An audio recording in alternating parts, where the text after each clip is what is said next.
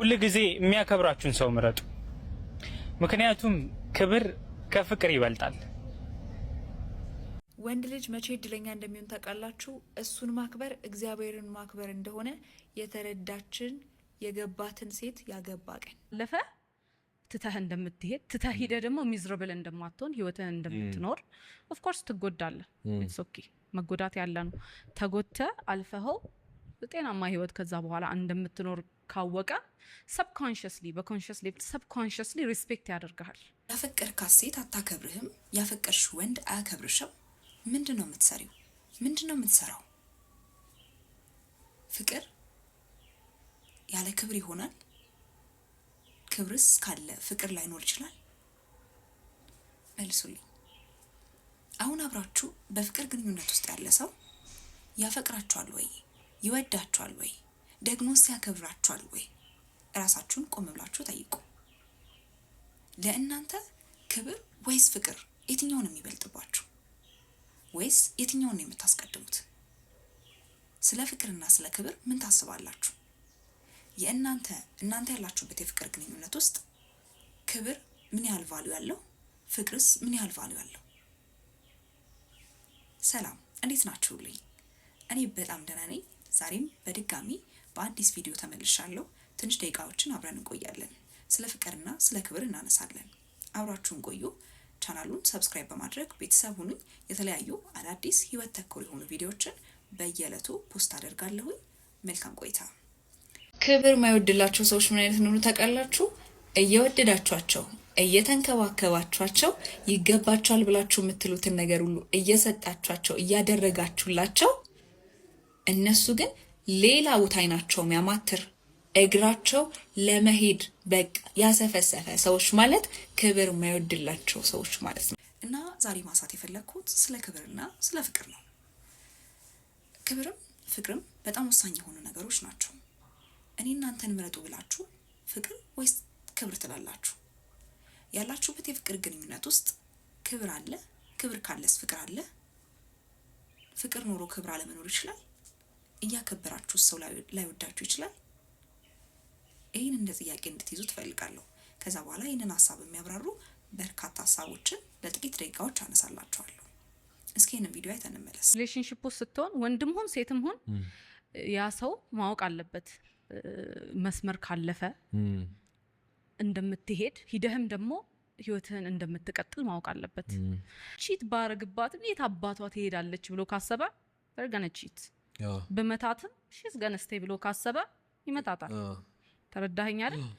ሰው ሁሌም ያ ሰው ማወቅ ያለበት ምንድነው ድንበርህን ከተላለፈ ትተህ እንደምትሄድ ትተህ ሄደ ደግሞ ሚዝረብል እንደማትሆን ህይወትህን እንደምትኖር ኦፍ ኮርስ ትጎዳለህ። ኢትስ ኦኬ መጎዳት ያለ ነው። ተጎተ አልፈኸው ጤናማ ህይወት ከዛ በኋላ እንደምትኖር ካወቀ ሰብኮንሺየስሊ በኮንሺየስ ሌቭል ሰብኮንሺየስሊ ሪስፔክት ያደርጋል። በትክክል እወዳችኋለሁ የሚል ሰው የእናንተ ነገር አለመጠበቅ አይችልም። እወዳችኋለሁ የሚል ሰው የእናንተ ነገር አለማክበር አይችልም።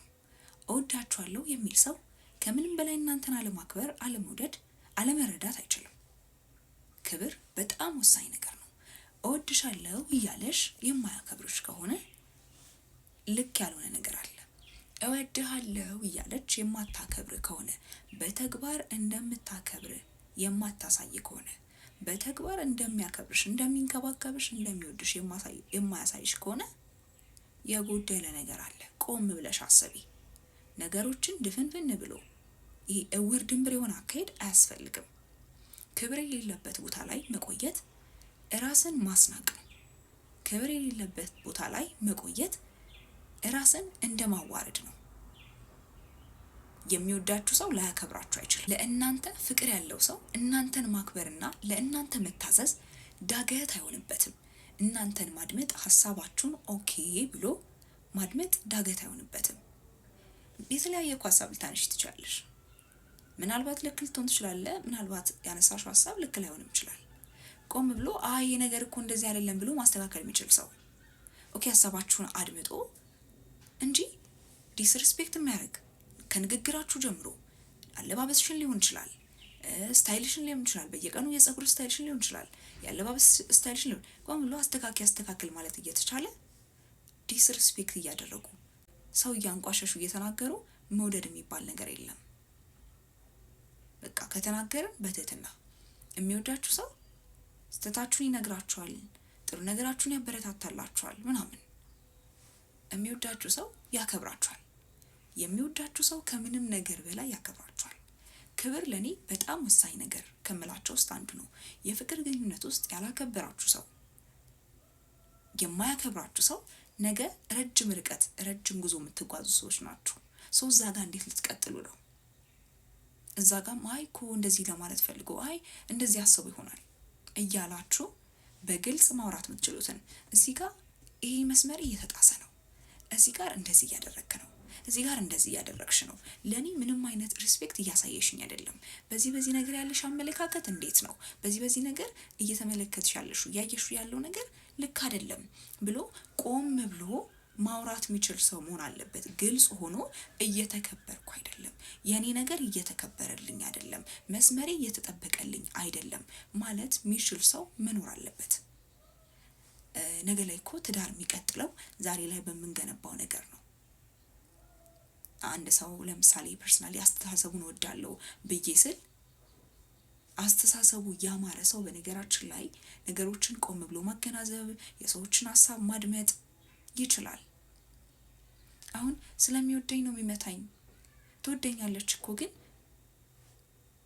የምትጠራጠርበት ልባችሁ የሆነ ድክም ዛል የሚልበት ነገር አያስፈልግም። የምትወደዱበት ቦታ ላይ በዛው ልክ መከበር መቻል አለባችሁ። የማትከበሩ ከሆነ እንደኔ ሙቭ ብታረጉ በጣም የተሻለ ነው፣ በጣም የተሻለ ነው። ካልሆነ በቆያችሁ ቁጥር የማትከበሩበት ቦታ ላይ በቆያችሁ ቁጥር ራሳችሁን የማስናቅ አቅሙ ከፍ እያለ ነው የሚመጣው። እናንተ ያላከበራችሁትን፣ እናንተ ያላስከበራችሁትን የእናንተን ነገር ሰው አያከብርም። በነገራችን ላይ እናንተ መጠበቅ አለበት መከበር አለበት ብላችሁ የምትሉት የራሳችሁ ነገር ሊኖራችሁ ይገባል። የፍቅር ግንኙነት ውስጥ የፍቅር አጋራችሁ ላከብርላችሁ የሚገባው ነገር አለ። ከእናንተ ጀምሮ አንተ ልታከብር ይገባል፣ አንቺን ሊያከብርሽ ይገባል።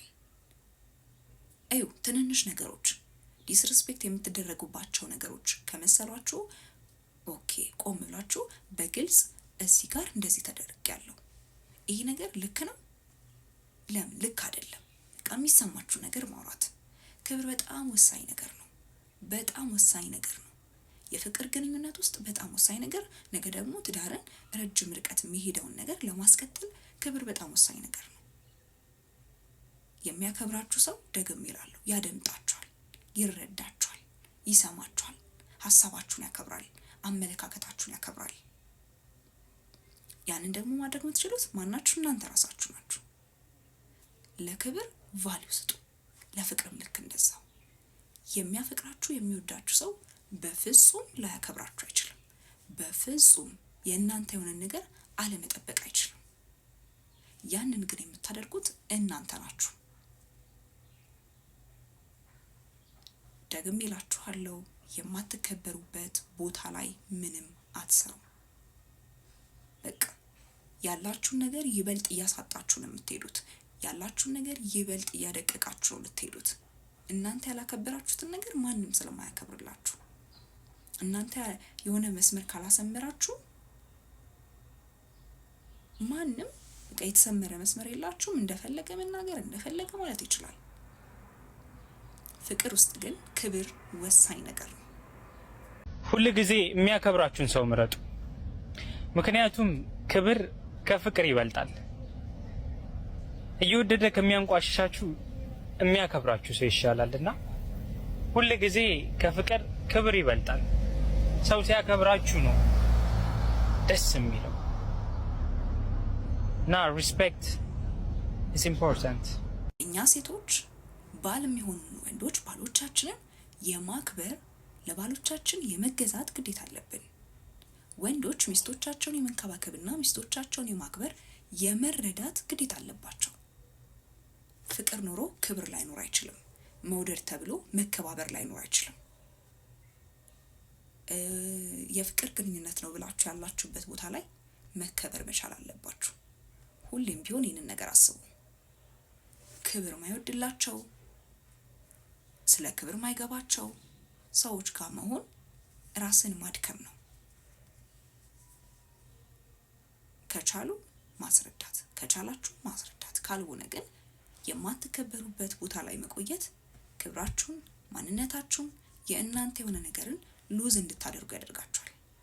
ስለዚህ ቆም ብላችሁ አስቡ። ክብር በፍቅር ህይወታችሁ ውስጥ ምን ያህል ወሳኝ እንደሆነ ሁሌም ቢሆን ማሰብ አለባችሁ። ክብርም ፍቅርም በጣም ወሳኝ ነገሮች ናቸው። ፍቅር ካለ ክብር ይኖራል። ፍቅር ካለ ክብር አለመኖር አይችልም። መከባበር ሲኖር መፋቀር ይኖራል።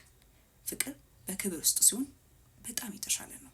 የሚያፈቅራችሁ ሰው ደግሞ ላያከብራችሁ በፍጹም አይችልም። በጣም ወዳችኋለሁ። በኔክስት ቪዲዮ እስክንገናኝ ድረስ መልካም ቆይታ ይሁንላችሁ።